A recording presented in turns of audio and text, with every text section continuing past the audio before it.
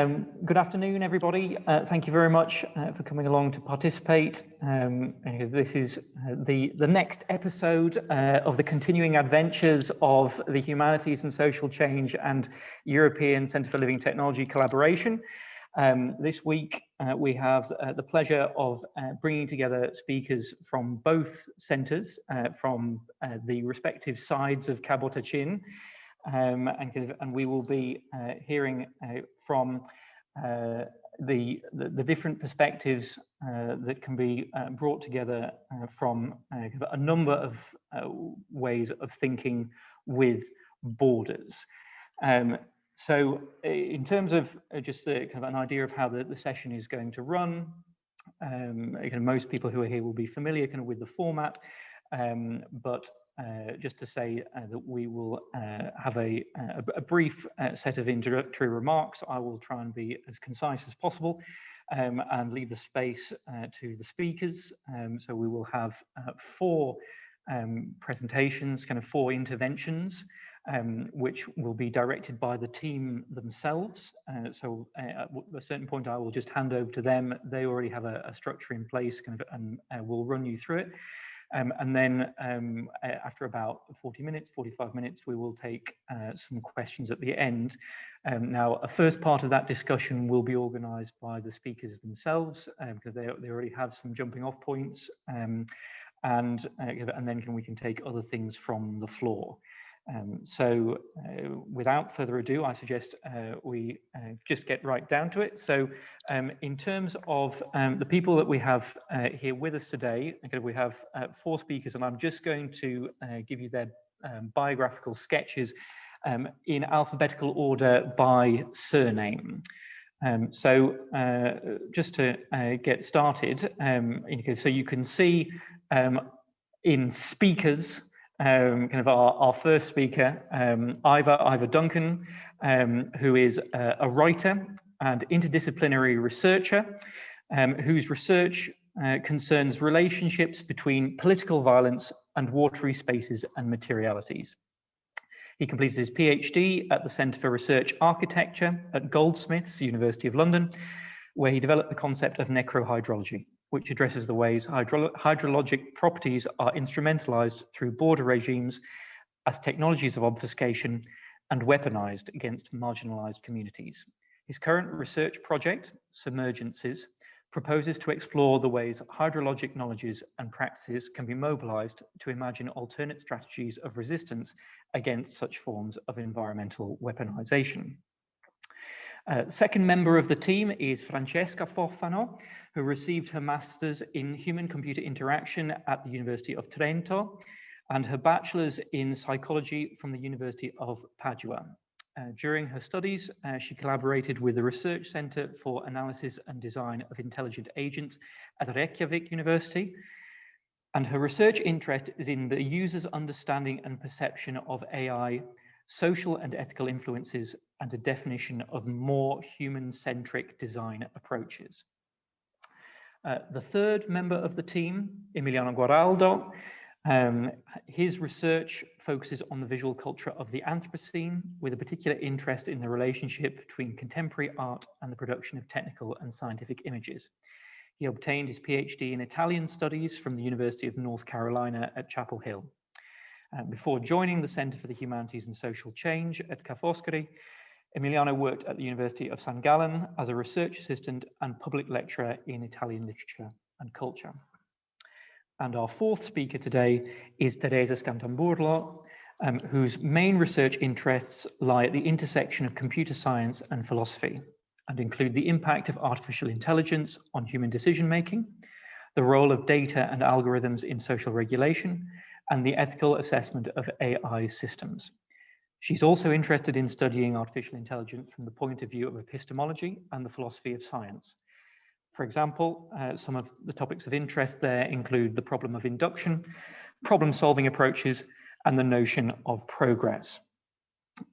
So as you can hear, four very rich journeys that have brought them here, complementary areas of expertise from the backgrounds in humanities and social change and the European Centre for Living Technology. And so looking forward to seeing kind of where all of that has intersected under the title of Contemplating Borders from Machine Learning to the Environment. Team, over to you. Okay, great. Thank you so much for the wonderful introductions, Dan. Okay, so this is a kind of an experimental presentation. We're really excited to be able to kind of speak across our different disciplines and about a common subject, but also a subject which changes through each presentation. So there'll be 3 presentations today, starting with myself.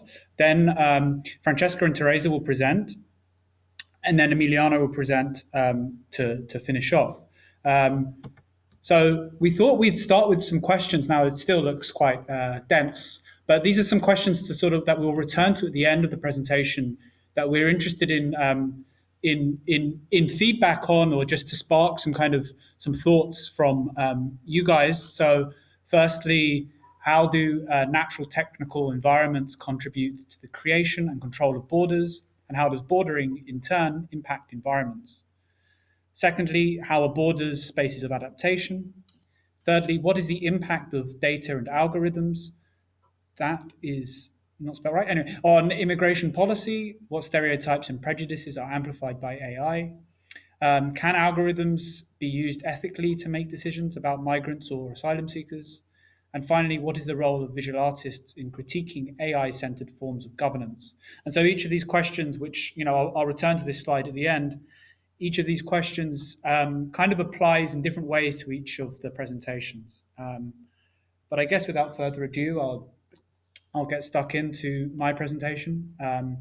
So I'm going to briefly introduce one of the sites of my research, which is the Evros-Meritz-Maritsa river border. And I'll just place you with where the border is. It's in the Thracian plain between Greece and Turkey as they border in the bit of land between Istanbul and the Greek border, where it meets the Aegean. So the river meets the Aegean.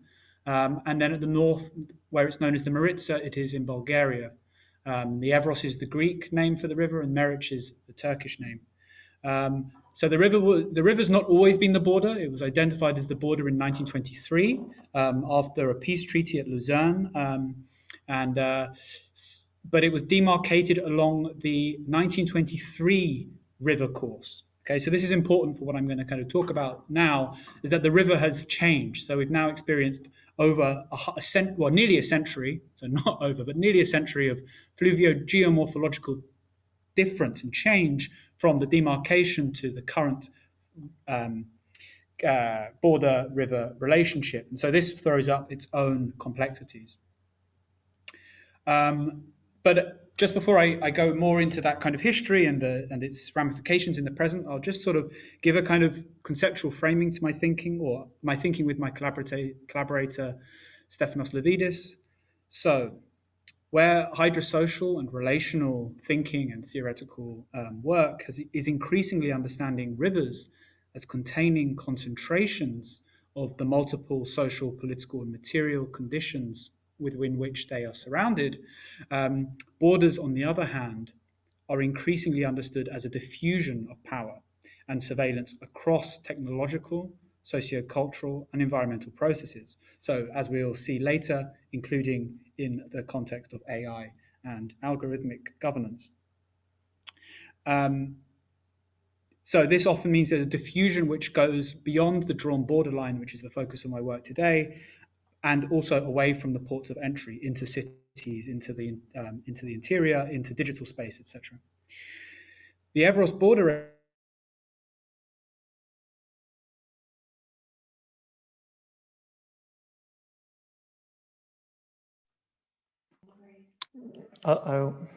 We lost that. Hold on. I can probably just go next door and tell them. 1 second. Apologies, everybody. We've lost connection. No bueno. Oh, he's back. Can you hear us? Yep, you're back. Yeah. Okay. Why did you lose me? Anyway, well, I'll just finish off that train of thought because I think you get the idea. But in other words, not only are waters harnessed as an external medium of border violence, they also internalize this politics. This produces a water that is heavily polluted, susceptible to flooding, increasingly saline close to the delta where it meets the Aegean Sea, and most tellingly, bearing the bodies of those persons displaced by conflict and illegalized in their attempt to claim asylum. Okay, so this is an example of one of the variations between the border and the river that has occurred in the last century. Okay, so here you see what is an avulsion. Okay, an avulsion is a kind of like a dramatic or radical shift in the river course, which occurs often during flooding. So sometimes it follows a previous course of the river, but in this case, as we see here, it's likely to be a straightening of the river via some kind of technological intervention. But what you see is this looping meander is the 1926 river course, which is now a dry riverbed. And you see the distinction between with a piece of Greek land on the Turkish side of the river and a river which is not part of the border. Now, and okay, this becomes a very ambiguous space because obviously, theoretically, someone can claim asylum within this little parcel of land. Now, this becomes a contentious place because people cross the dry riverbed, but then meet the river as a secondary line of defense. And indeed, these avulsions are actually where many of the border deaths, which are the ones at least which are documented, take place. With my colleague Stefanos Lavidis, our approach to this river border is to understand that the flood defense systems themselves have been folded into the military buffer zone. Okay, so what this map shows is the railway running, which is built on a levee, which also acts as part of the flood defense, but also many of these levees also contain military positions. So what is both produced initially against flooding and against Turkish invasion is now being mobilized against asylum seekers crossing the river. Here we see a flood event in 2015, one in which Greek police claimed that they could not go and identify asylum seekers stranded in fields by the flooding because they said the flooding itself was too dense for them to access the space.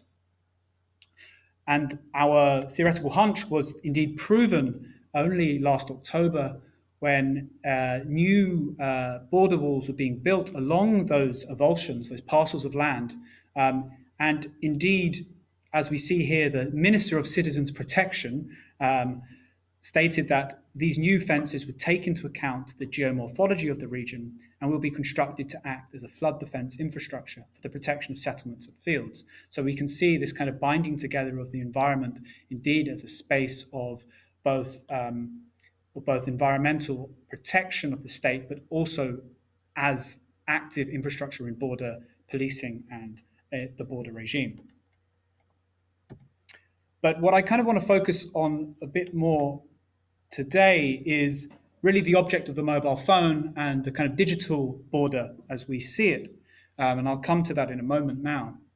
But what the previous slides have shown is the way that the use of a river ecosystem as a border infrastructure produces a space of ambiguity where state actions can be obscured within the agency of the river and its perceived naturalness, right? So the river border or bordered river, as we increasingly see it, then becomes an ecological alibi. Indeed, many who cross this bordered river are never registered. They are summarily arrested, detained, and violently returned across the river to Turkey through an illegal practice widely referred to as pushbacks. Okay, so this is the state actively not recording data, not collecting data, and then violently acting simultaneously. Oh. Oops. Anyway, okay. So the numerous reports of secret pushbacks, arbitrary detention, torture, and death in the floodplain have been legally framed by the Global Legal Action Network as, quote, enforced disappearances. And perhaps nothing symbolizes this design of obscurity within the floodplain more than the object of the smartphone. artist and cultural historian Brigitte Kuster has found that smartphones have become so essential for refugee journeys, so for navigation, communication, and information, that they are, quote, lifelines as important as food and water, end quote. Testimony in Evros consistently recounts border police forcefully taking mobiles and throwing them into the river at the point of being arrested or during pushbacks. Before being pushed back to Turkey, for instance, Sara and Suhaila, a mother and a daughter, and two Afghani citizens that my colleague Stefanos interviewed, relayed that their belongings and mobile phones were confiscated by the police.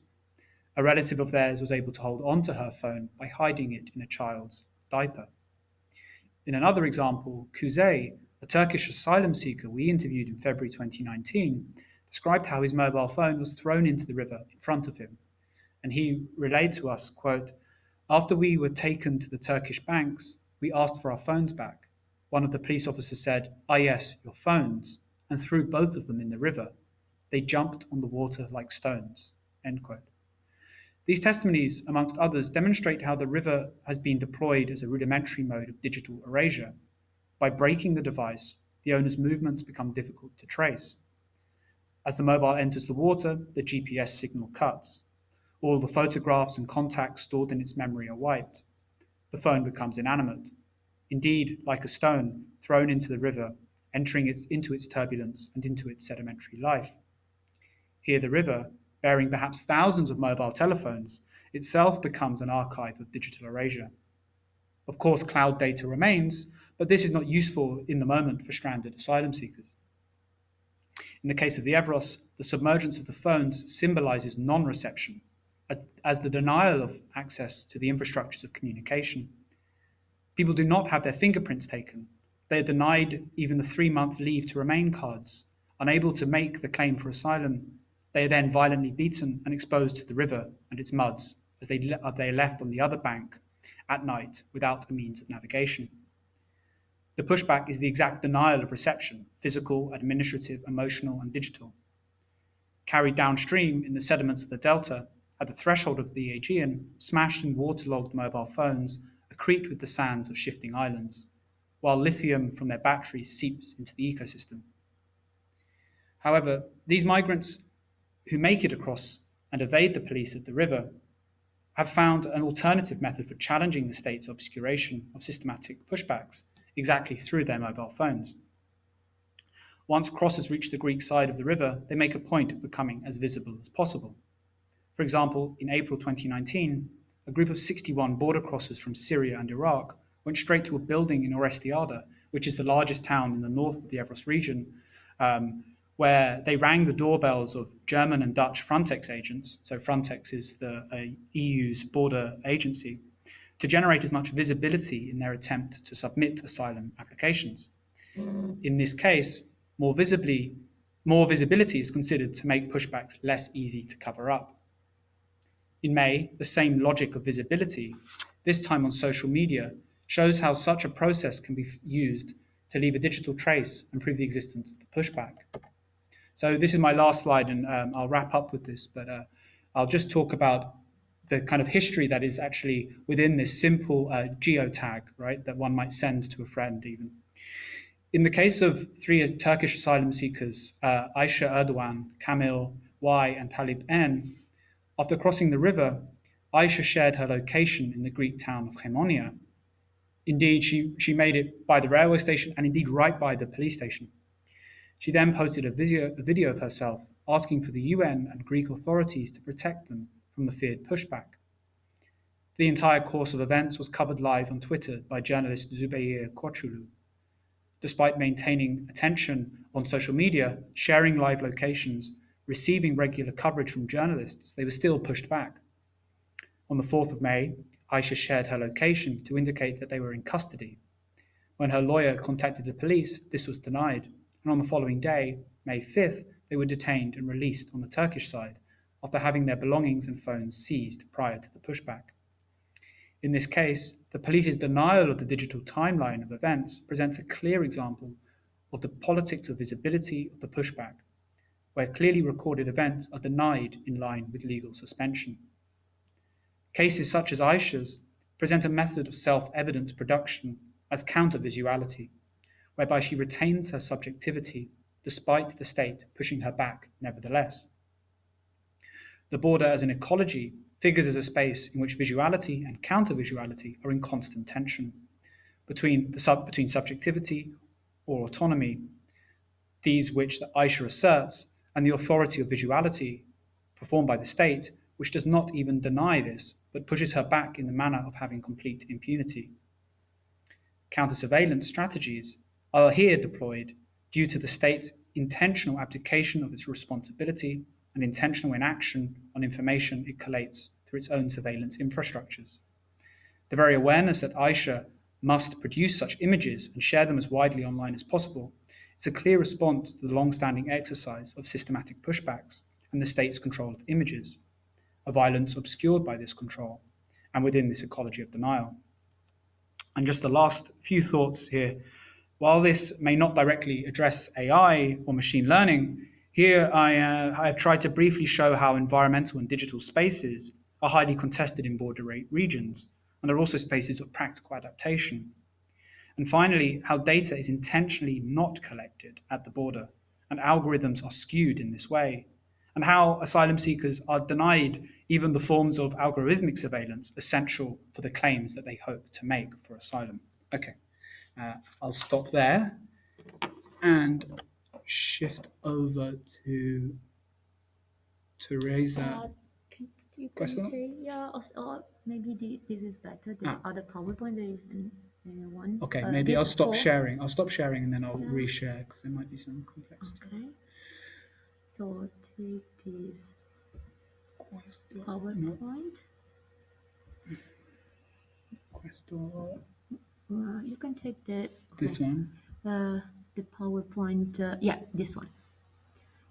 And we can. Can you share a screen? I think I need to share screen though. Maybe. Yeah. It's the last one. It's the last one. This one. Yeah, okay. yeah, this one. Perfect. Yeah. Condividi. Va bene, and enter. Present, not from the beginning, but from this. Yes. No. This. Yeah. Okay. Yeah. So, okay. So, thank you, Ivo, for introducing to the topic of borders based on natural environments and how natural environments can adapt and changes and is in border controls. But what we would like now to talk about is how technology, particularly artificial intelligence, maybe I can also remove my mask, sorry, so you can, that would be easier also to talk. So now we would like to see how technology can be used to create and control the borders. So before we talked about natural borders, but now we will talk about more artificial and technology and enabled borders and bordering. And before introducing how AI is used along with big data and other technology to manage migration and the creation of borders, we would like to spend a few words about artificial intelligence, just to set the stage for those who are less familiar with this topic. So artificial intelligence actually is a very, defining artificial intelligence is a very difficult task because there is no definition that is somehow agreed and that is accepted by the whole community, and there are many disagreements. In fact, the very notion of intelligence is a slippery notion and is vague, and so it's difficult to approach this idea.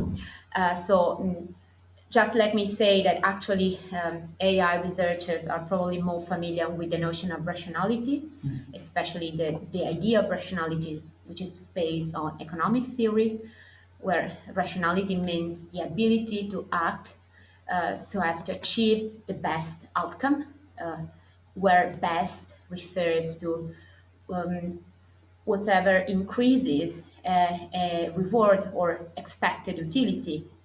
We talk about expected utility or outcome when we are in uncertain conditions. So when we have some, probable outcome. If we want at least to try to provide a definition, we could use this one at least, which is the one proposed by the high-level expert group on artificial intelligence, which is a group of experts which has been created by the European Commission to develop a set of guidelines, ethical guidelines for AI.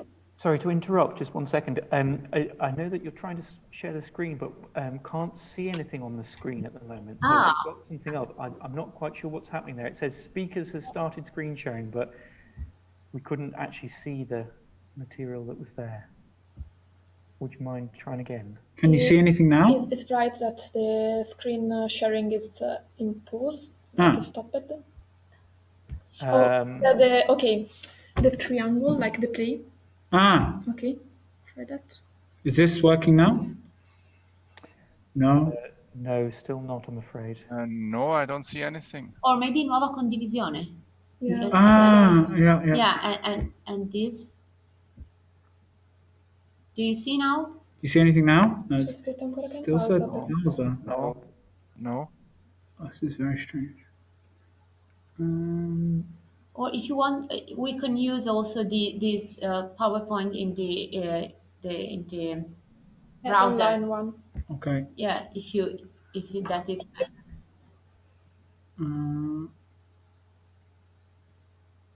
Questo no. The PowerPoint, or maybe let's share the screen, or even This one maybe. Yeah. Forse. Okay, yeah, now I see Yeah. it. Okay. Okay. Strano. Yeah. So Okay. I'll just edit. where's the full screen? Okay, the full screen. Present. Yeah. Okay. Okay. Yeah. Okay. Yeah. Okay. Thank you. great. Go Thank ahead, you yeah. also for letting us know. So just to recap that, we would like to stick to the definition provided by this group of experts, which has been mandated by the European Commission to set up a set of guidelines and to provide also definition that can be kind of reference point for the European strategy to AI. And in this definition, we, as you see, we find this very notion of rationality. So the idea that an AI system is designed to achieve a goal, and there is also the idea of the interaction with the environment. So an AI system is designed to a goal and achieve this goal interacting with environments. And in the interaction, it perceives the environment, so collect data from the environments and act upon the environment through actuators. So and the data can be processed in different ways by using symbolic rules, so more logic-based rules, but even by using statistical or numerical models. So this is to give you a very broad idea, but I want to make sure that this is, let's say, a partial view. Probably I would say a mainstream view of what AI is, but it's the field is very, the views are multiple, and it's different. It's difficult to find an agreement.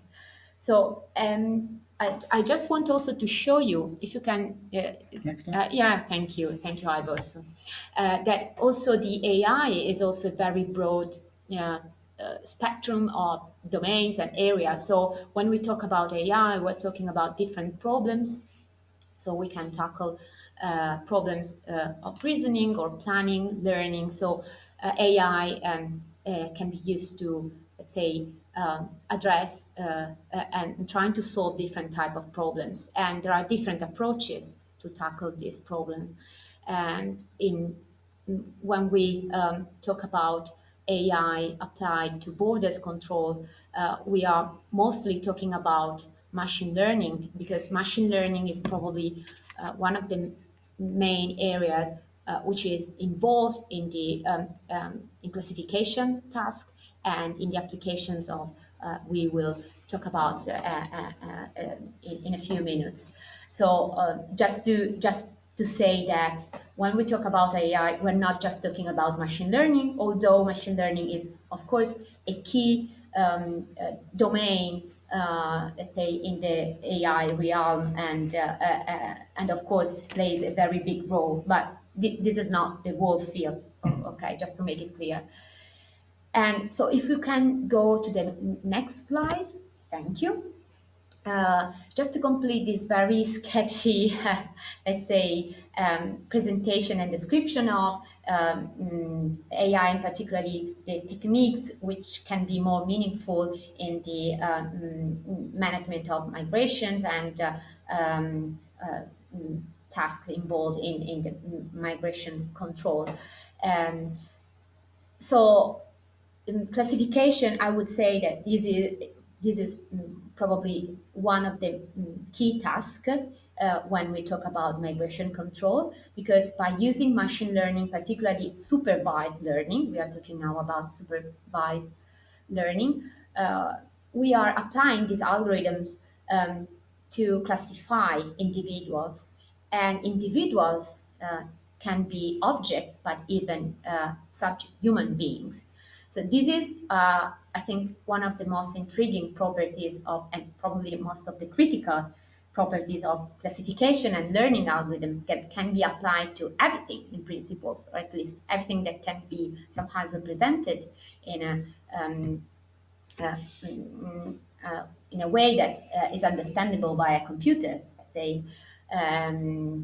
So in a classification task, we usually have a training set, which is a set of objects described by a set of features. Here we have images, but we could have anything that can somehow can be referred to a humans or an object.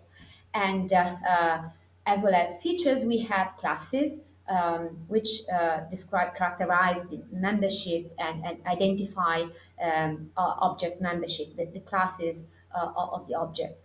And we use this training set in order to train an algorithm which produce a model, so computer models that we call classifier, which is basically a function associating the set of features to the set of classes, and can be used for future examples which have not yet classified. So, for example, in an application process, we can take several applications, all features characterizing the applications, all the fields that characterize the form applications and the outcome of the applications.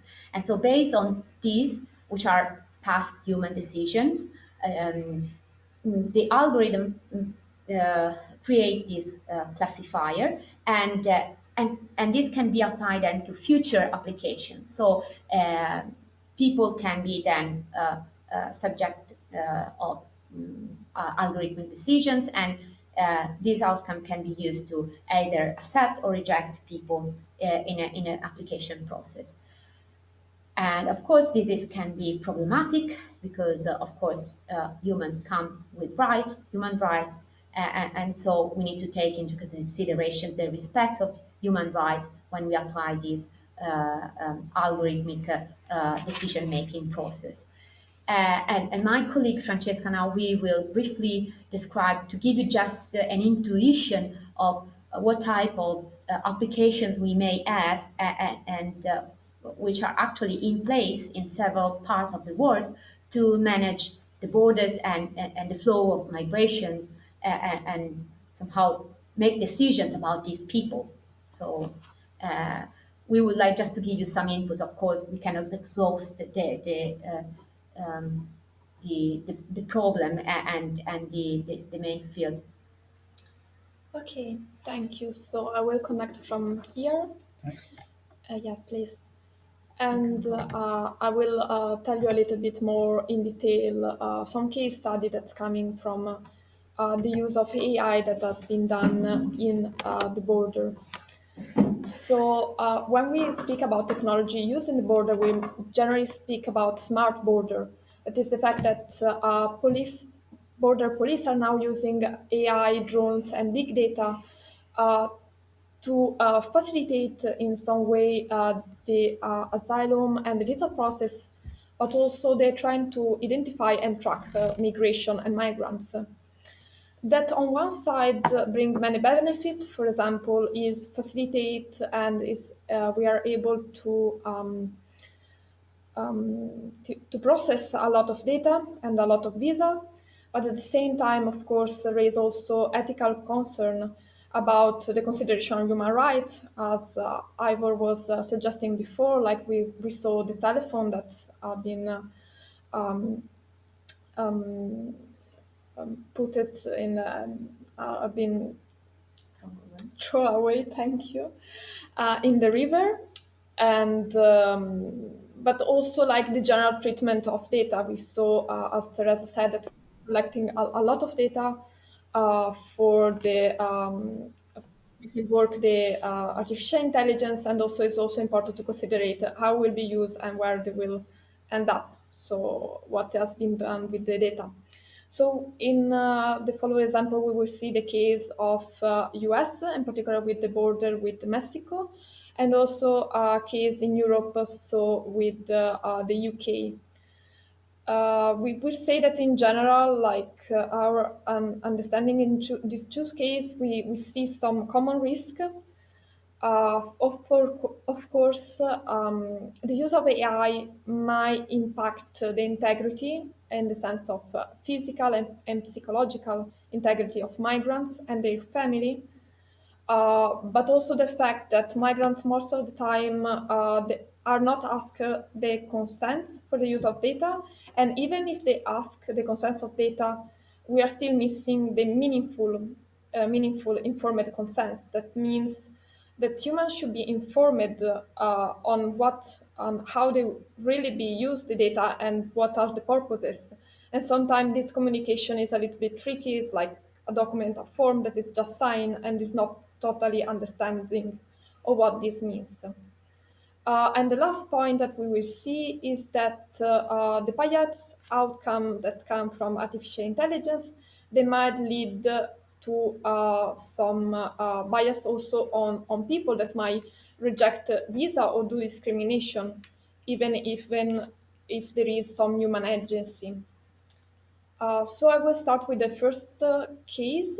Yeah, thank you. And the first case is, of course, UK, as I mentioned before. And in this case, artificial intelligence is used to facilitate the revision of visa application. So in this case, most of the visa are divided into flow. One is the green category and the other is the red category. And the end of this process, after being divided into two categories and are revised by a human, and then has been accepted or refused. So what happened is that the visa are divided by the AI depending on the nationality of the migrants that are required. And most of the time, white people end up in the green category. That is also more likely to be to be processing faster, and is also most likely to be accepted. Where in the red category, that is the one that required a little bit more check from the humans, need a little bit more time because, of course, data are not complete or there was some misunderstanding in the data. There are a little bit more concern over the fact that how much AI influence the final decision of the human. Because, of course, in this category has been seen that most of the application has been rejected, or at least there was a higher number of rejection instead of the green category. And I will now pass also to the second case. This is a little bit different. So here is not anymore AI to facilitate, but is drone to control the border. So the image show the border between Mexico and USA. And so the fact here is that the customer border protection of US is currently tracking and controlling migrants, but they also controlling even before to arrive to the border. So they also control them in the Mexican territory. And these also affect the human behavior, so the behavior of migrants, because to avoid the risk to be detected, migrants are more likely to choose some paths that are riskier, and so it's more likely that they end up dying. Um, and also, we see again that the fact that they are not asked for for migrant consents for the use of their data, and also there are some doubt about how these data are being used. So there are some concern because USA are collaborating with a lot of private companies. And of course, because these kind of projects are most of the time secret and are most of the time protected by the US authorities, there might be some question about how those data are used, but also if they are being checked, this method, this use of the technology by any ethical expertise, ethical committed, or has been auditing in any way.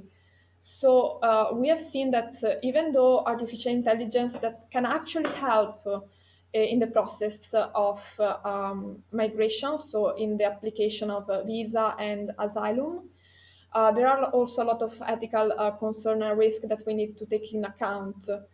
And I would like to say, until now, like one of the formal reflection that has been able to connect different culture and different people is actually art. And I guess Emiliano will actually help us to understand better how artificial intelligence and technology might change the future through the lens of art. Great. Okay. Right. Thank you. Thank you, everybody. Yeah, I don't think I'll help you understand better this, but definitely I'm adding another layer to this conversation.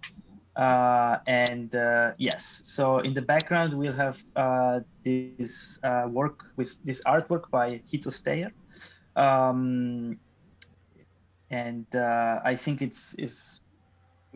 I think it's an extremely relevant artist for our conversation.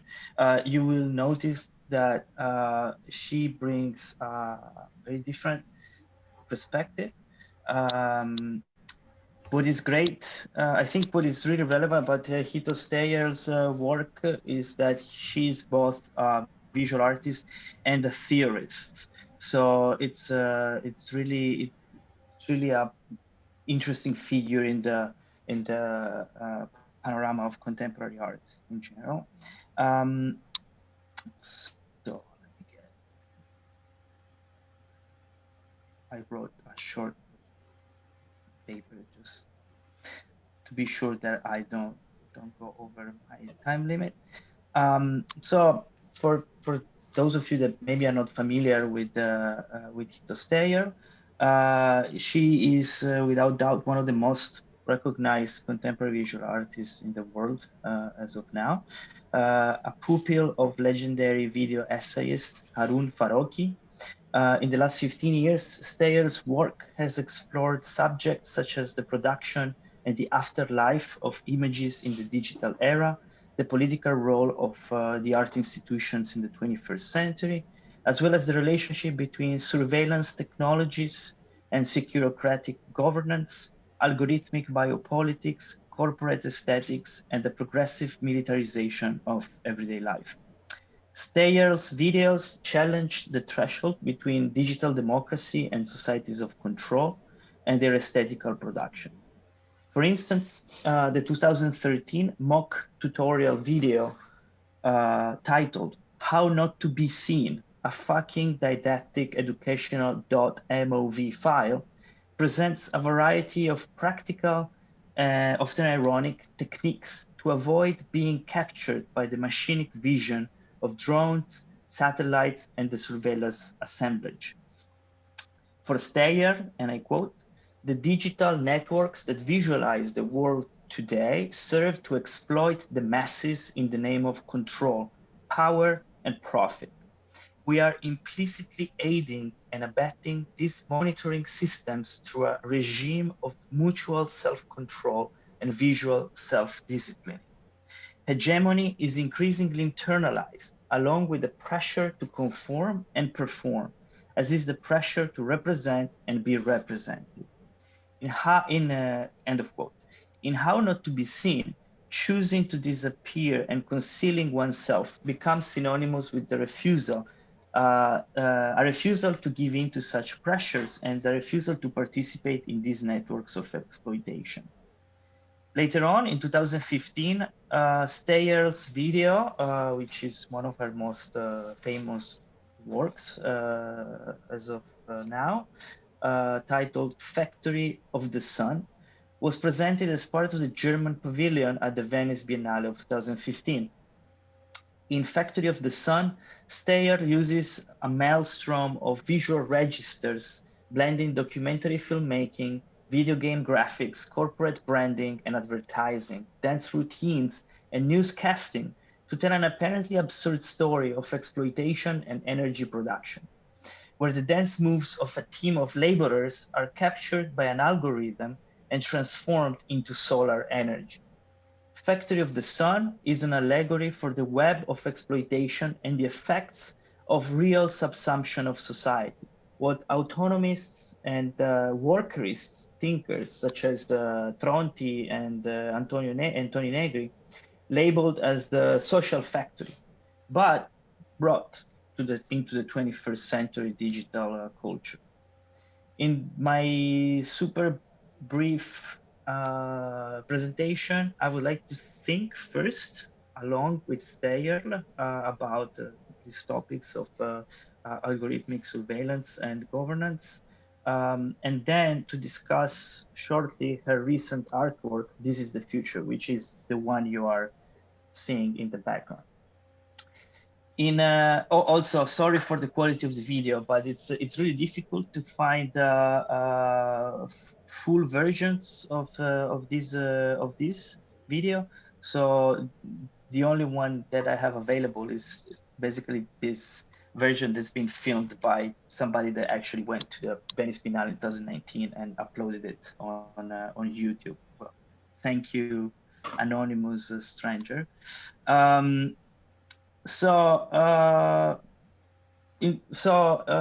Yes. So in her 2017 essay, A Sea of Data, Apophenia and Pattern Misrecognition, which is part of Duty-Free Art, Art in the Age of Planetary Civil War, Steyer reflects on the development and proliferation of artificial intelligence technologies for deciphering the massively growing amounts of non-intelligible data captured by the everyday operations of neoliberal capitalism. Such proliferation has led to the emergence of forms of artificial visual perception deployed to make sense of data hyperobjects naturally incomprehensible by human senses in order to govern planetary and biopolitical risk in a perpetual motion between prediction and preemption. Because of this process, according to Steyer, and I quote, contemporary perception is now machinic to a large degree, and the capabilities of seeing is superseded in importance by the possibility of calculating probabilities. In this context of planetary and biopolitical risk management, human vision has lost its central importance in making sense of the complex relations constituting the world and has been replaced by both satellite vision and by the always evolving filtering, decrypting, and pattern recognition capabilities of artificial intelligence technologies. More importantly, because of the exponential growth of data capturing operations, artificial intelligence predictive capabilities rely on their effectiveness in separating the signal from the noise. and in extracting valuable information from an ocean of otherwise unusable data.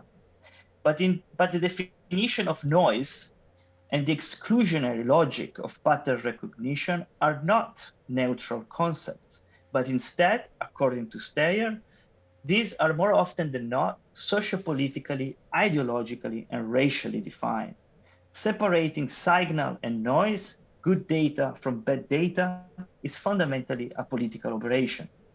The neoliberal management of migration and asylum seekers flows are a good example of this dynamic, where artificial intelligence has been used for separating the terrorist or the potential one from the discursive figures of the economic migrant or the climate and war refugees, the undesired from the desirable. Pattern recognition technology used to classify groups of people according to political and social parameters has then led to the configuration of refugees and their flows into visual objects to be deciphered and classified. And I quote Steyer, "Sometimes these social and political parameters are as simple as we try our best to avoid registering refugees," says Steyer. But many of the methods used are opaque, partly biased, exclusive, and ridiculously optimistic, end of quote. But also, according to Steyer, while today statisticians and other experts routinely acknowledge the limits of probabilistic projections, policymakers conveniently ignore this message. Commercial, military, securocratic pattern recognition impacts the real life of real people, reformatting and radicalizing social hierarchies by ranking, filtering, and classifying. But the biopolitical management of migration flows mediated or made possible by or improved by artificial intelligence is only one of the concerns of Hito Steyer, as she formulates a wider, more encompassing critique of speculative raison d'etat and the limits of algorithmical governance based on the predictive functions of artificial intelligence. The supposedly new forms of governance emerging from these technologies look partly archaic and partly superstitious, acts of computational divination or corporate animism, as Steyer puts it. Besides the political dimension of artificial intelligence, in fact, and I quote Steyer again, the vocabulary deployed for separating signal from noise is surprisingly pastoral. Data farming and harvesting, mining and extraction are embraced as if we were living through another massive Neolithic revolution with its own kind of magic formulas, end of quote. In particular, Steyer focuses on the concept of and the possibilities unlocked by the so-called neural networks. Google technicians call the act of creating a pattern or an image from nothing but noise inceptionism or deep dreaming. But if these are dreams, according to Steyer, they can be interpreted as condensations or displacements of the current technological disposition. They reveal the networked operations of computational image creation, certain presets of machinic vision, its hardwired ideologies and preferences. Walter Benjamin's optical unconscious, she concludes, has then been upgraded to the unconscious of computational image divination, end of quote. At the 2019 Venice Biennale, Steyer presented This is the Future, an installation composed by a 15-minute video, an augmented reality app, and a speculative garden made of digital plants. The video is composed by 5 chapters, and the images are generated by neural networks technology, computer systems modeled on the human brain and nervous system, which were programmed to predict the future by calculating the next frame in the video. The artist used this artificial intelligence to create a series of imaginary and speculative plants that exist exactly 0.04 seconds in the future. The video opens with a message, quote, "These are documentary images of the future, not about what it will bring, but about what it is made of. This is the future, a 100% accurate prediction, end of quote. What we're watching then, it is the fabric itself of the future, the synapses of the signaling between the artificial visual cortex and the planetary brain. An artificial being named Heja is introduced in the video as she communicates to us, and I quote, "A neural network is predicting what I will look like, but it may not necessarily come true. I can see 1 fraction of a second into the future. My predictions are based on extreme probabilities," end of quote. In her usual playful tone, Steyer immediately informs the spectator that what they are about to see is staged, but it does not matter if the predictions are accurate or not. The emerging forms of governmentality latch to the immediate and the deep future to produce legitimacy for exclusionary and neoliberal politics of the present, and to police the newly discovered border between speculation and contingency, between peaceful states of the future and an ungovernable present. In this context, the concept of planetary civil war assumes a literal new dimension, time. Heja then proceeds to tell us an origin story, and I quote the origin story of Heja and her garden. "When we were in jail, we grew plants by crumbling paper and chewing it. We caught flying seeds in the courtyard and got them to germinate on the paper. The flowers grew on love letters and indictment charges for centuries of detention. The guards would come and destroy the plants whenever they find them. So we hid them in the future, where the network predicted we could retrieve them soon. But as the future was predicted, the present became unpredictable," end of quote. In this statement lies Steyer's denunciation of the limits of speculative and technocratic governmentality, but also the potentialities of resistance and of reorientation of the technologies maintaining the planetary apparatus of surveillance towards their self-destitution. To govern and suppress the unruliness of the present is to produce a future that is predictable, risk-averse, and therefore governable. This resonates with Federico Luisetti's idea that, and I quote, "The principle of preemptive action against planetary virtual threats and unforeseeable events dictates also the shift of conventional military strategy to a speculative warfare that takes the form of policy," end of quote. As Heja reiterates a bit later in the video, "This is a neural network. I trained it to predict the growth of a simple bamboo shot, but then it didn't stop. Soon, someone realized one could use it to predict traffic, rebellion, and suicides. A random forest is a very popular prediction algorithm. In this forest, science comes to die and is reborn as alchemy. Prediction takes the place of production. Your future has been written in the past, and it will always catch up with you. In this future, wealth trickles down. Power comes from Fukushima, and technology is rational. Warning, whatever the network predicts may not be the case," end of quote. It is clear that Steyer is warning us that uncritically shaping our present on the desirable and predictable futures of AI-informed governmentality means to naturalize the current hegemonic neoliberal logic of exploitation, extraction, and data capturing. But not everything is lost yet.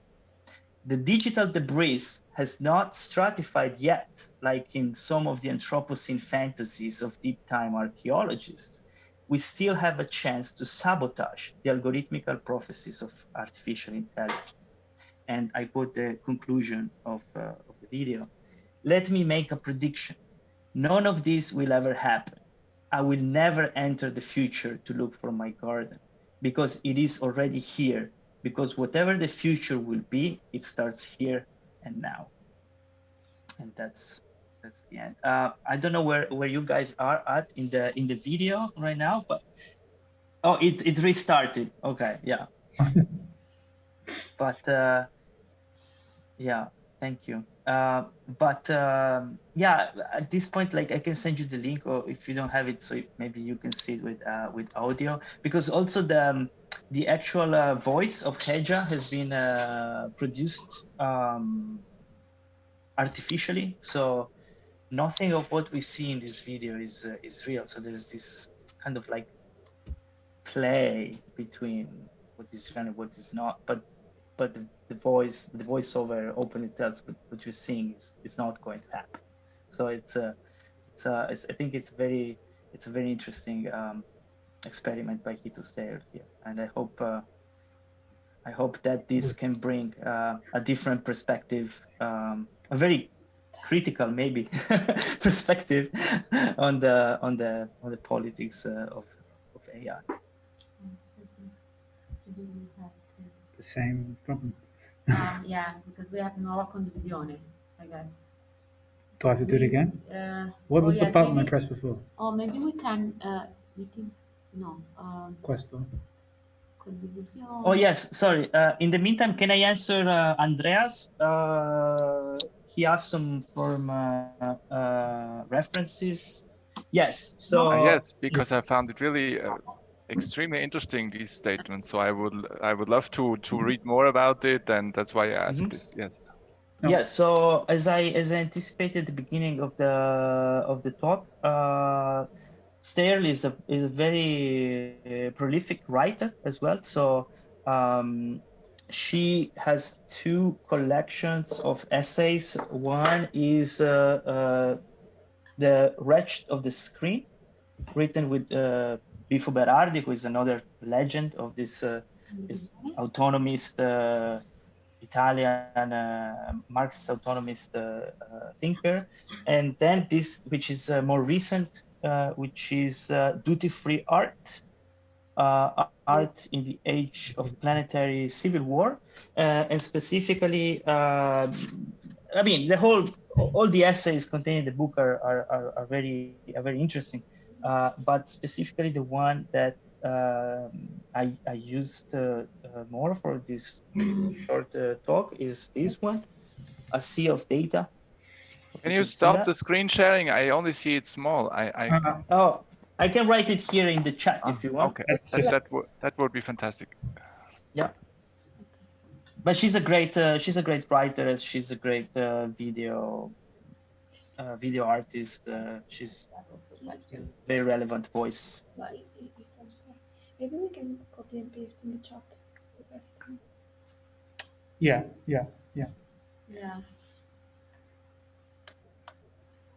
Okay.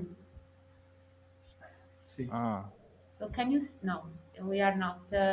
Not screen sharing. Not screen sharing. But no, I'm just going to copy and paste. Yeah. So we are now copying and pasting. Oh. All right. So strange using a chat. Okay.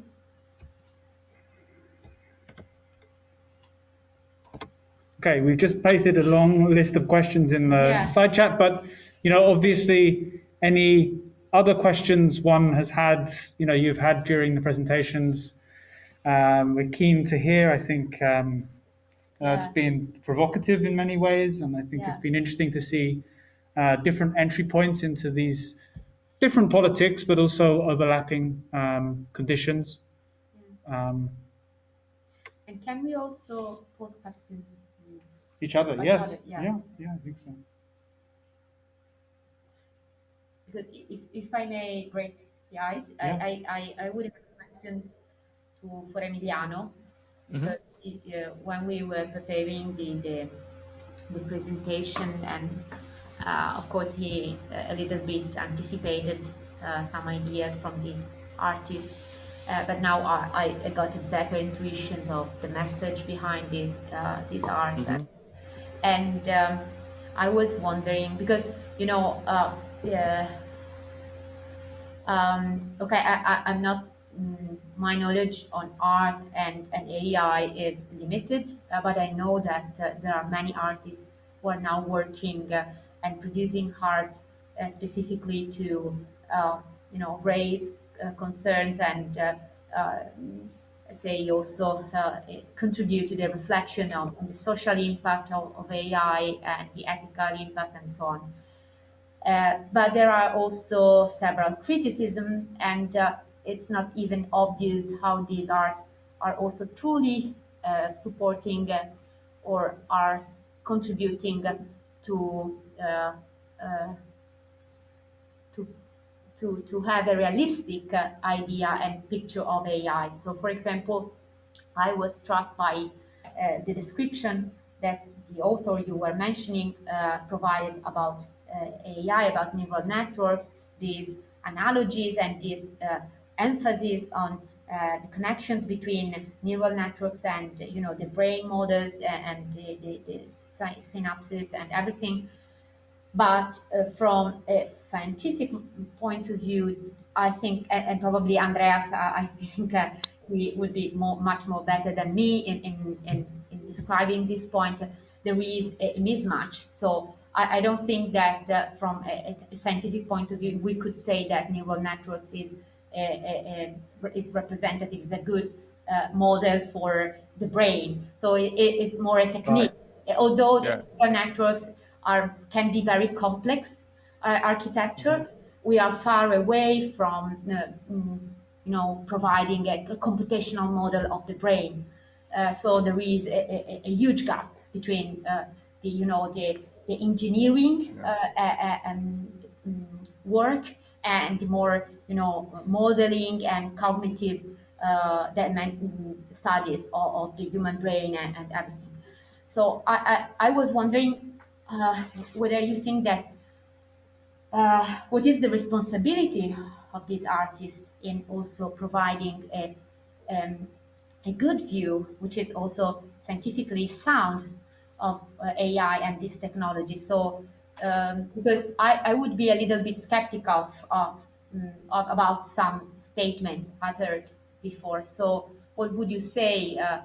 There is even this aspect. So I mean, because I think it's good raising concerns, but at the same time we should also be careful in providing a narrative of what AI is, and even identifying the target, because one of the risks and one of the part of the debate today is that many artists and also many ethicists as well are talking about AI, and the main let's say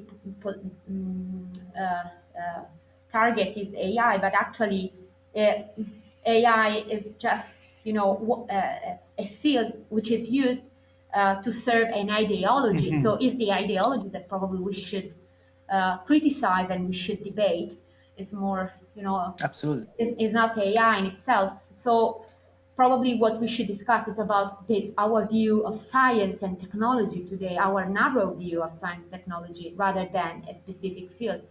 We probably are targeting the wrong field. Or no, that's an excellent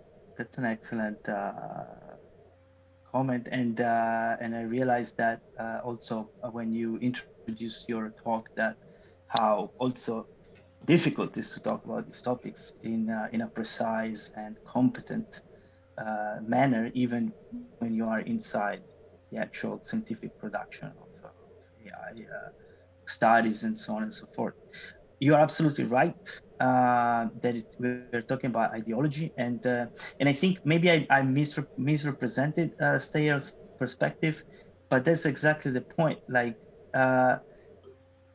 AI or whatever it is, the neural network, it's what for Steyer it represents the capital's unconscious, this sort of like dreaming of the capital, not because it is precisely modeled on a human brain or a neural system or some sort of biological interface, but because through the neural network we sort of saw the other side of the production of the images in the digital age, a sort of like spectral reality of these images. I am also not 100% knowledgeable about how these images are produced, and what is the technology behind it. But I feel Steyer uses this as a sort of allegory, as a sort of like metaphor to actually not talk about AI in particular, but to talk about capital and neoliberal governance and policing and surveillance and so on and so forth. And the economy is profiting from that. I think the important part in the video is that the video tells you openly, like, this is all crap, this is all bullshit, this is not going to happen, this is just fake. But even so, those predictions become part of policy making of political bodies that also don't fully understand artificial intelligence and algorithmic and algorithms and so on and so forth.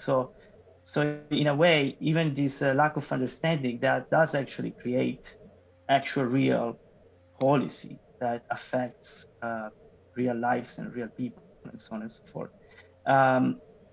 But yeah, I agree. I agree that it feels like not only the art world, but in general, of course, in the humanities. I'm sure Heather, who is raising her hand, it's way more knowledgeable than me in these topics, or Ivor. But I feel IELTS, humanities always, kind of catching up on the definitions produced in AI studies or technology studies and so on. But I do feel that maybe understanding the trajectory of Steyer and artists like her, she's not making a commentary specifically on AI, but rather on the relations of production in capitalist society, in neoliberal societies that use also AI and computational modeling and so on and so forth. So Sorry. No, I'm done. I mean, I'm going in circles here because I don't have anything else to say. No. It's a great conversation. I see that Heather and Maria have their hands up, but I'd also just like to come in on this conversation because I think it kind of links back to how I think of, for instance, river borders. Is that the river in itself is not inherently a weapon, right? Yeah. It's how it's conditioned within a certain politics, right? And I think in many ways that's, whether it's expressed accurately by Steyer, in many ways that's where the debate takes place. It's that it's like AI, for instance, or as you say, machine learning in the case of borders is mobilized for what rationale, right? The question, the opening definition from the high-level expert group on AI from the EU is saying that it's produced out of some kind of rationality, an ability to act in certain contexts. Well, what is that rationality? Right. How do we understand rationale in that? That still isn't apolitical. So the question isn't that AI is inherently bad or that it is producing a very specific understanding of the human brain, but more so to say that, okay, maybe AI advances or machine learning advances or certain learning like groupings which are produced for under certain rationales or are advanced, funded in certain ways for commercial interests or something. You see the direction I'm going in, but I think I've said what I've been saying. I understood you both. Heather, did you? Yes, I think maybe a question that kind of goes into this other larger question.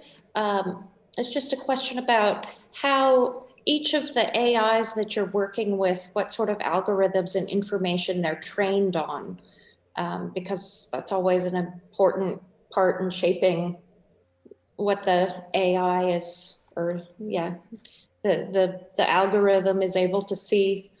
Is you got to give it information for it to make the information. And like one of the early Deep Dream Google tests always found dogs because it was trained on images of dogs.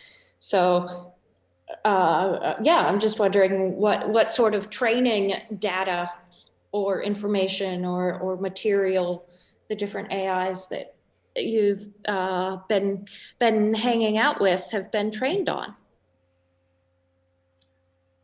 I think it's yours.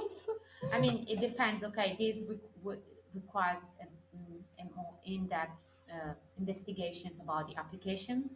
So I don't know, Francesca, if you want to add more, but my intuition is that, okay, first of all, I assume that all data that are used for current and standard application processes are then reused, because these are the essential training data that serve to train the algorithm. So I imagine that for the asylum-seeking people applying and providing all their data, so nationalities and again some demographics and other informations. I'm not aware of, for example, usage of social media, because it might be also the case that even social medias are used, but I cannot be precise in what type of data. So for sure, I think that standard data used for regular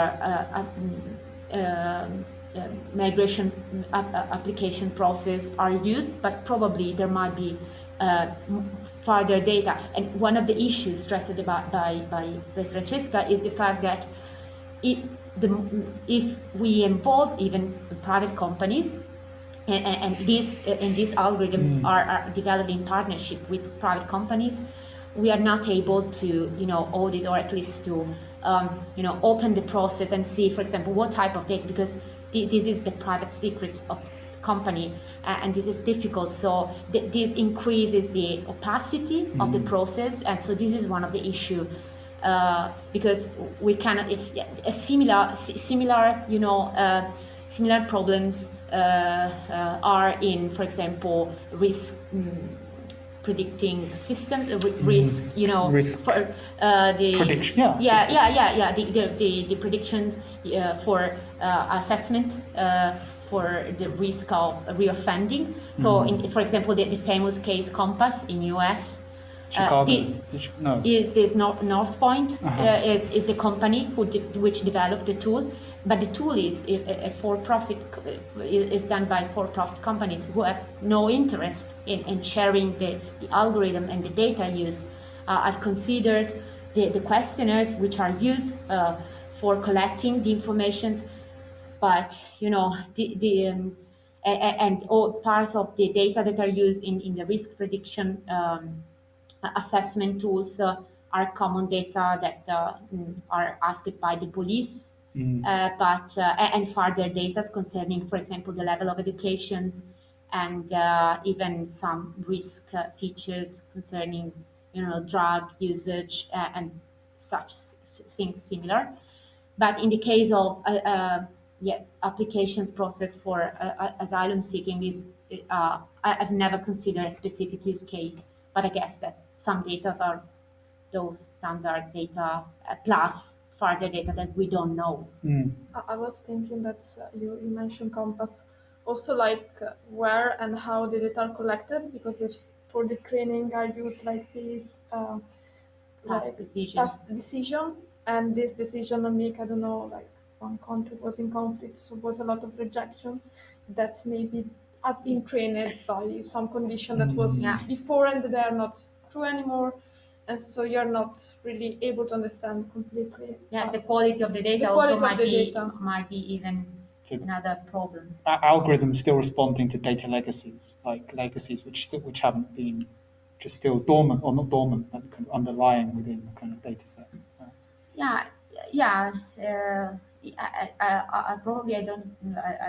I missed your point, but she was talking about the data that can changes. The fact that you're using some data, you are training the algorithm, basing some decision on that data, but if the context change, so maybe also the data change, but the algorithm is still trained on make this kind of decision. Not updated. So it still has a kind of a latent presence of a previous rationale within its. So this is the reason why it's really important human agency to really check if that is still the case, because most of the time it's not a problem of the machine per se. It's that the machine has been taught to behave like that, and if it's not right anymore because our principle change or our rule change or we change, we need to be able to check if it was right the case. Heather, was that sufficient? Do you want to come back, or should we move on to Maria? I think that's sufficient. That's a good, yeah.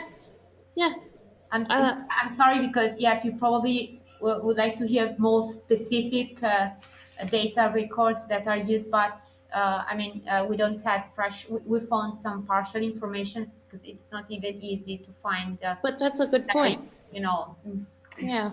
That might exactly be intentional. Not very open source. Yeah.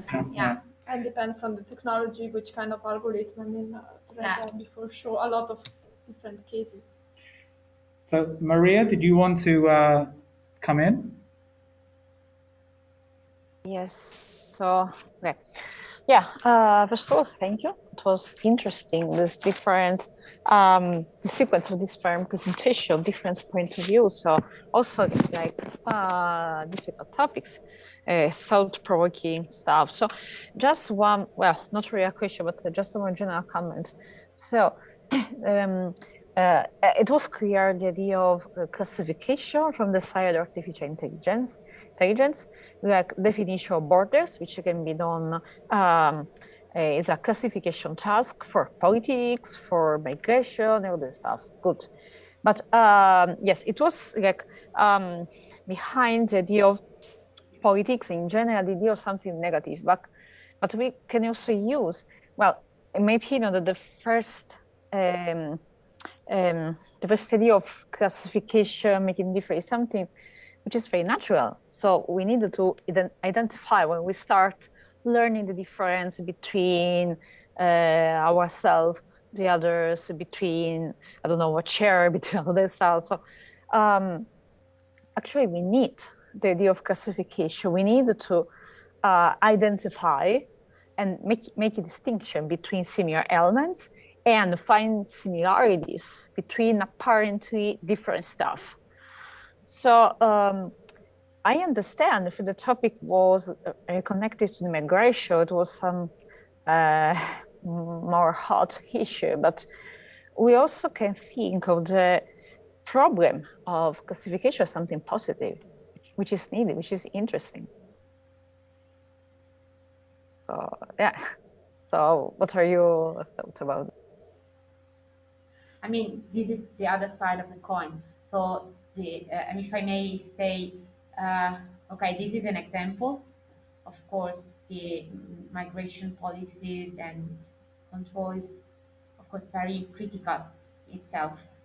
But classification, of course, is a procedure that we need and we use regularly for our bureaucratic processes, actually. So, and of course, they cannot be perfect. And but for example, in medicine, in healthcare, we use it and we need it, and we know that they are, of course, limited, but they can be very helpful. For example, for assigning patients to treatments or to make diagnosis and so on. So the only thing is that I think is that sometimes what is missing or is not sufficiently considered is what we are classifying. It's not we're not talking about objects. We are talking about patients. We are talking about people, in particularly when they are vulnerable people. So they are people who are less protected by law because they don't have. Sometimes they are refugees. So we need to take care. So, for example, these kind of applications, they are considered one of the areas as high risk in the new proposal for regulations on AI. So, in April, the European Commission published this new proposal, and this type of uses of AI, for example, controlling migrants and everything, is considered as one of high risk, where we're not banning. We are not, prohibiting, but we need to be compliant with some, requirements. So these are, taking care of certain requirements. Yeah, I think Emiliano probably wants to come in on this, but if I could just also make a point about Maria, the point you raised about classification coming from one particular sort of area, and you kind of evoked finance or economics, for instance. Now this might be contested, or indeed that might not be mutually exclusive from also the history of classification as we understand it in post-colonial theory, or looking back into the history and legacy of racial classifications, whether that is on skeletal things or genetic issues. And I'd point you in the direction of a really amazing book by an academic called Simone Brown, who's I think at a university in Texas, and the book's called Dark Matter, and it looks into the history of surveillance technologies in North America in particular based around race, and how that classification, and then also histories of classification all the way to the ways in which machine learning, for instance, didn't identify black faces because it had been conditioned in such a way that it was only identifying white faces because of the data that had been collected for that particular area. Anyway, that's a really interesting text that might be a way of kind of reading against this understanding of how classification comes to be. And of course, migration is a story as old as human time, so that also figures in within this. But but no, it's an interesting question to say that yes, of course, within medical purposes, there are of course understandings of the need for algorithms and its uses. It's, I guess, again, what rationales are these produced under, and what are the kind of purposes to act? Like, what is it acting for and for whom, and how are the sorry. Yeah, and I think the key point is that to understand that all these notions underlying machine learning and classifications are very specific notions. So if we use these conceptual and technological tools as they were conceived for those purposes, very limited purposes, I think we can exploit them better. I think the risk is when we are asking more than what they can do, they can provide. So this is, I think, so to expect that they can, predict everything, or that can develop policy, or they are just evidences that we could use to make better decisions, and in certain cases, probably they are not very helpful. So I think if we are aware of the tools and what we can get from them, the opportunities, but even the limits, I think we can get a benefit from this. Otherwise, yes, if I can add, first of all, thank you. Very interesting was your answers.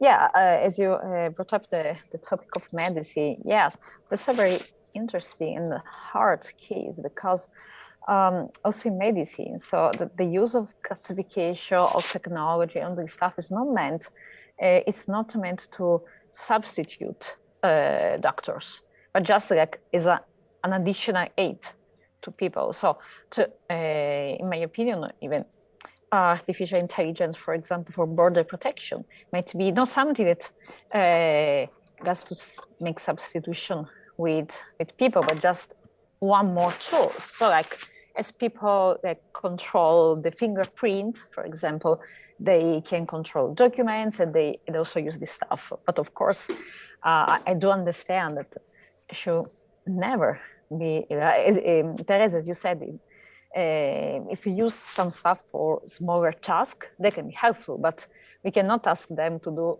something that they are not meant for.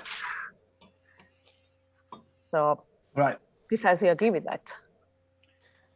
Can I a couple of things to answer your question.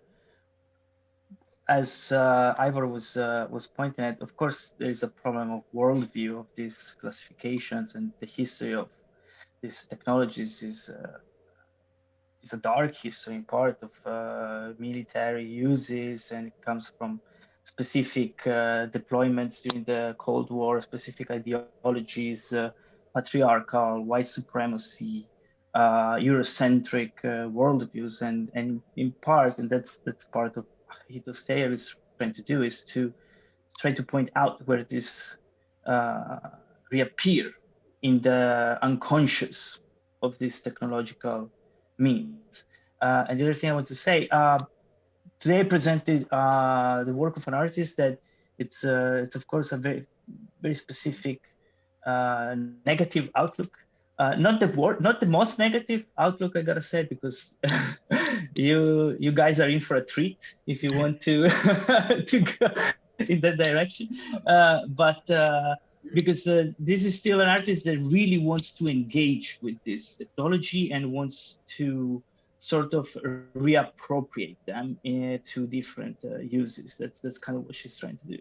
But there are also scholars in the critical theory tradition that are actually more positive, that they understand the ideological connotations of the history of these technologies, but they do see the potential. I don't know, I think, for example, the left-wing accelerationists, that sounds like an internet meme, but they actually exist. I don't know, people like Matteo Pasquinelli or Hugh Hui, Reza Negarestani, the object-oriented ontology people. I mean, I'm not a big fan of these people in general, but they do produce a more maybe collaborative relationship to these forms of technology, which is, their attitude is not of disengaging and sabotaging or destroy or this sort of anarchist attitude, but it's more of like repurposing, right? So I think that's an interesting thing. But in your example about the border, you know, and I think Ivor would be with me with that, I hope. It's that the border itself belongs to a specific worldview. So the border itself is already problematic. So when we add the layer of the border is not a neutral concept, a neutral geographical concept, but it's already a conflictual space that it's historically defined, and that's where the moment in geography and history where these technologies intervene. So that's where I may say, or Hito Steyer may say, or Ivor may say, hey, wait a sec. Sure, the technology is, you know, it's fascinating, it's interesting, it's these many layers. It can be used in one way or another, but it's already intervening on something that is already conflictual, and it's already violence. So how is it that we can use this technology to actually dismantle the border, right? But this is a question that is maybe not often asked in specific circles of science and technology people, or maybe it is. I don't know. I hope it is. But yeah. Well, that's interesting. But why? But what about violence? Why? For example, Gandhi fought for the independence of India, but he used non-violence.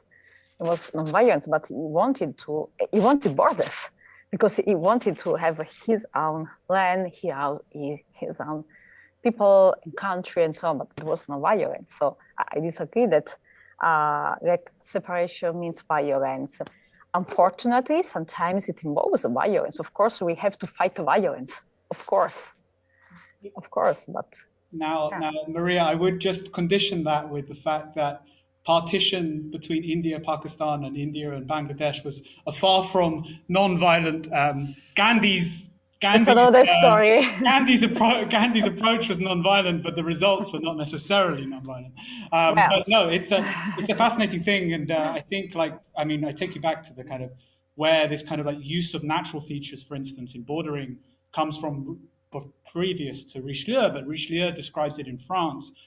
he's always quoted in the sense that France is this perfect natural space. It's bordered on the west by the Atlantic, by the north by the sea, on the east by the Rhine, and the south by mountains and the Mediterranean, right? So he draws this kind of like perfectly natural formation in, well, I guess it's the 18th century, within his imagination. But indeed, for instance, like before 1923, the Evros was not used for bordering. It was used for, although it's always been a geopolitically tense area for other reasons, it was a site of communication from Plovdiv in Bulgaria down to the Aegean Sea. It was not just separating two land masses, but to actually communicate between different land masses.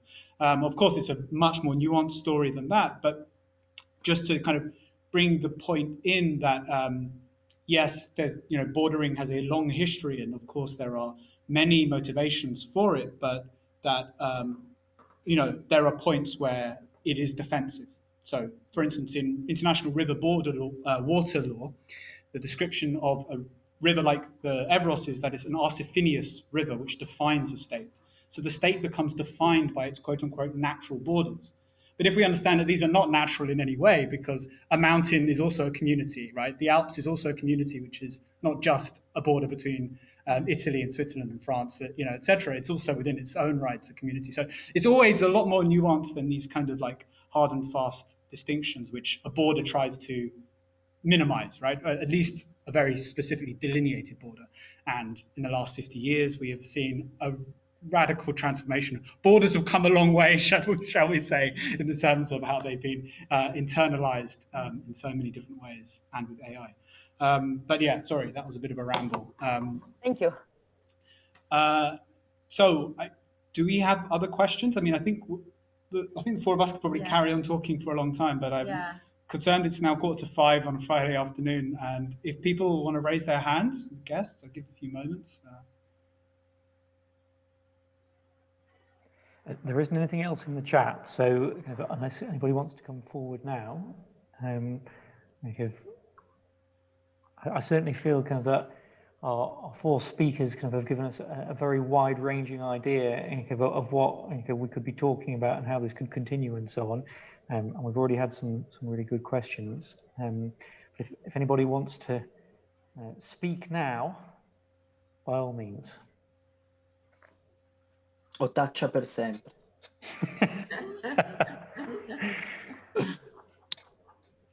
Thank you, Barbara. Thank you. Barbara, that's lovely. Yeah. Okay. Barbara, we don't deserve you. Thank you for these very interesting contributions. Thank you, Andrea. See, thank you, Andrea. Thank you, Teresa, too.